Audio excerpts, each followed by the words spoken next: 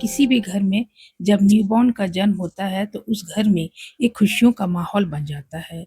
मगर उस माहौल में एक ब्रेक लग जाता है जब फैमिली मेंबर्स और पेरेंट्स को पता चलता है कि न्यूबॉर्न को जॉन्डिस है। न्यूबॉर्न का जॉन्डिस बेहद ही कॉमन प्रॉब्लम है।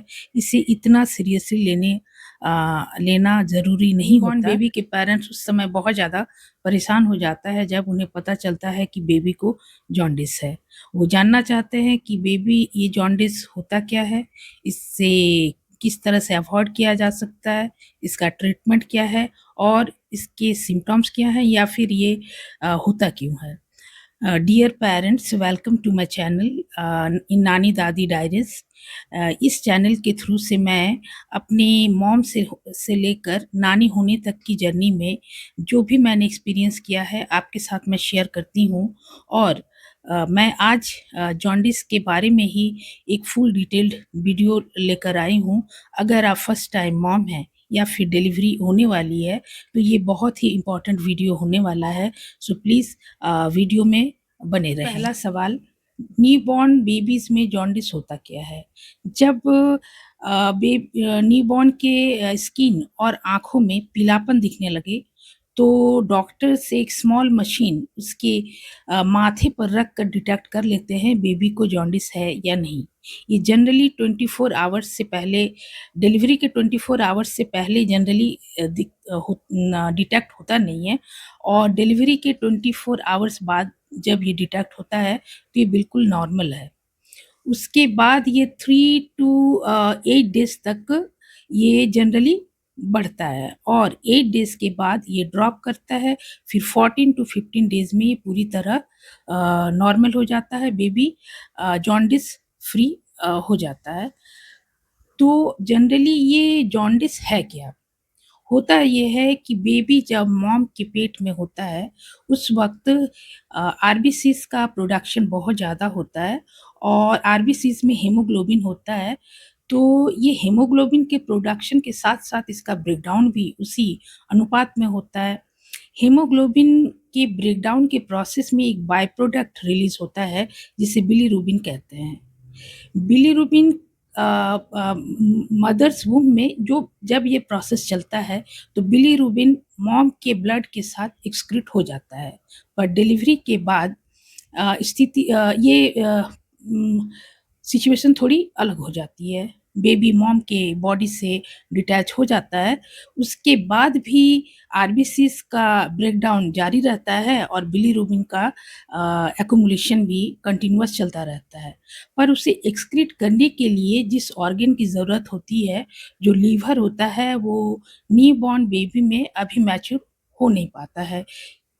तो लीवर मैच्योर ना होने की वजह से बिलीरुबिन एक्सक्रीट नहीं हो पाता है, जो बॉडी में डिपॉज़िट होने लगता है, जो हमारे इस बेबी के स्किन में, आँखों में, नाखून में आपको पीलापन के तौर पर आपको दिखता है। इसे ही जॉन्डिस कहते हैं। अधिकतर मामलों में ये नॉर्मल प्रक्रिया होती है और इसलिए इसे फिजियोलॉजिकल या नियोनॉटिकल जॉन्डिस भी कहते हैं।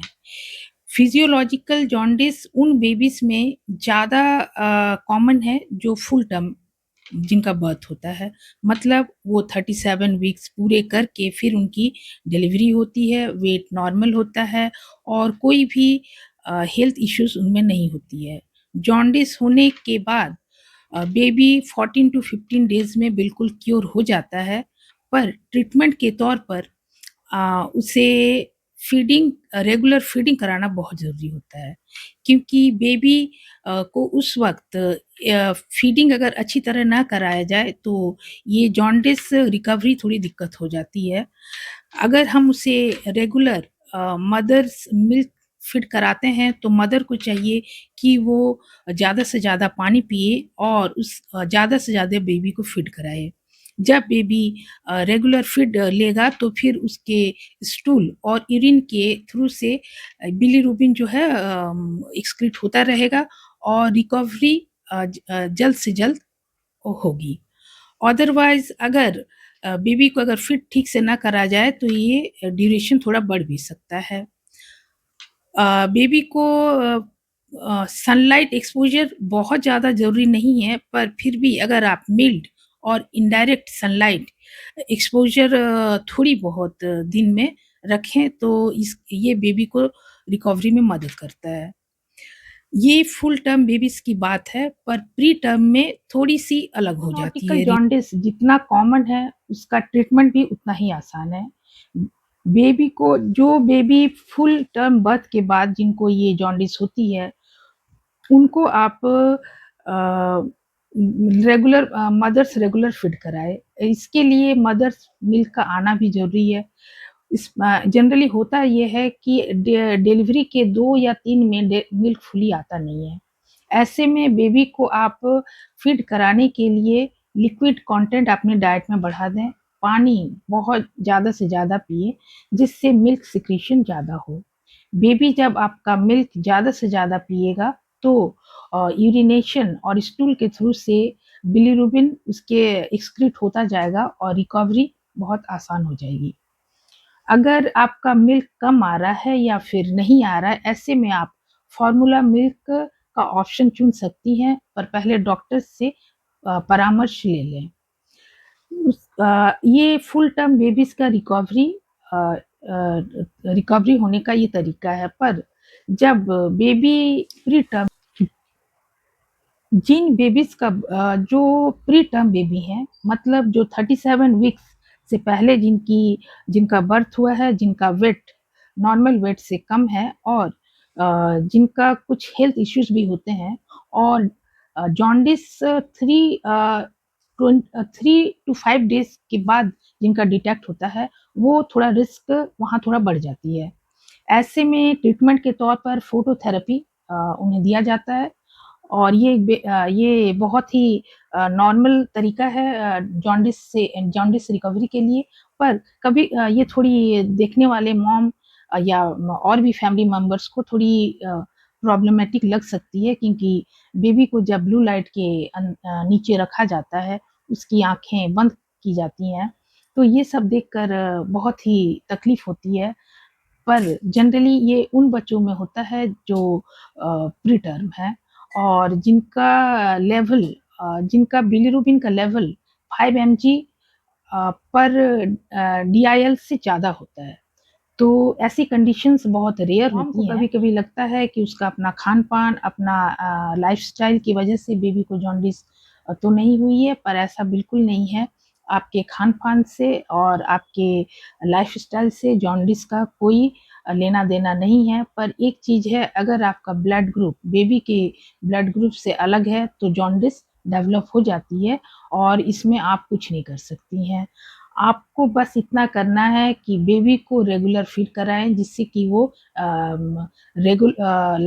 अपना स्टूल और यूरिन बहुत फ्रीक्वेंटली पास करता रहे। साथ में डॉक्टर्स का फ़ॉलो-अप बिल्कुल मिस ना करें। आपका बेबी अगर फीड लेना बंद कर दे, अगर उसे फ़ीवर हो और येलो कलर लेग्स तक फैल जाए या तो बेबी बहुत ज़्यादा स्लीपी हो, तो डॉक्टर को तुरंत इन्फॉर्म करें। याद रखें, न्यूबॉर्न जॉन्डिस बहुत ही कॉमन है और इजीली ट्रीटेबल है। इसके लिए आपको ज़्यादा चिंता करने की ज़रूरत नहीं है, क्योंकि ये 70 टू 90% बच्चे को न्यूबॉर्न जॉन्डिस होता है और ये फुल टर्म बेबीज़ में भी कॉमन है और प्री टर्म बेबीज़ में भी होता है। प्री टर्म बेबीज़ में रिकवरी टाइम थोड़ा अधिक हो सकती है, पर ट्रीटमेंट के बाद बेबी फुली क्योर हो जाते हैं। इसलिए आप इसके लिए चिंता बिल्कुल ना करें। अगर आपको ये वीडियो हेल्पफुल लगी हो तो लाइक ज़रूर करें और भी पेरेंटिंग टिप्स के लिए आप इस चैनल को सब्सक्राइब करना ना भूलें।